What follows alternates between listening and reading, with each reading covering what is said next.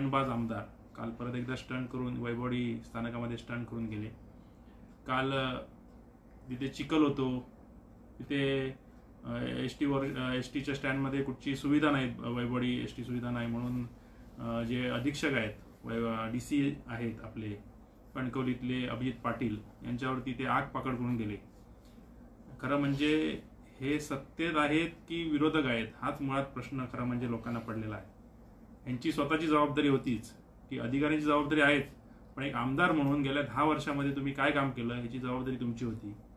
खरं म्हणजे ह्या तालुक्यामध्ये किंवा ह्या पूर्ण विधानसभा मतदारसंघामध्ये चिखल जो झाला आहे तो भ्रष्टाचाराचा चिखल झाला आहे आणि तो भ्रष्टाचाराचा चिखल हा आमदार नितेश राणे यांनी केलेला आहे ठेकेदारांच्या संगनमताने। सर्वच ठेकेदार आज तुम्ही बघितलं असेल की कुठचंही काम याच्यामध्ये कॉम्पिटिशन राहिलेलं नाही, सगळी कामं अधिकारी वर्ग असेल आणि आमदार नितेश राणे असेल या संगनमताने मॅनेज होतात आणि एकच कॉन्ट्रॅक्टर 3 टेंडर टाकले जातात आणि त्या टेंडरमध्ये कुठचंही काम बऱ्यापैकी कामं म्हणजे जवळजवळ 90% कामं ही त्याच रेटला भरली जातात किंवा अबव भरली जातात।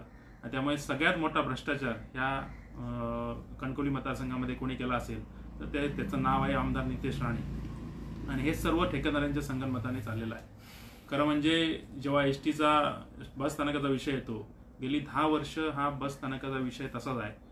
किती वर्ष झाली तुम्ही एकदा ह्याचा माझ्या मते 1-1.5 वर्षापूर्वी नारळ पडलेला होता आणि इथे कॉन्क्रीटीकरण होणार, इथे डांबरी रस्ता होणार, इथे एस टी स्टँड मंजूर झालेला आहे म्हणून तुम्ही नारळ फोडला। त्याच्यानंतर ह्या 2 वर्षात काय झालं, ते अधिकारी तर इथे नाही आहेत, त्यावेळी तर पाटील नव्हते, त्यावेळी तर दुसरा अधिकारी होता, तुम्ही नारळ फोडलात। मग नारळ फोडणाऱ्याची जबाबदारी नाही आहे का आमदाराची आहे का इथे एस टी स्टँडचं काम पूर्ण होणं?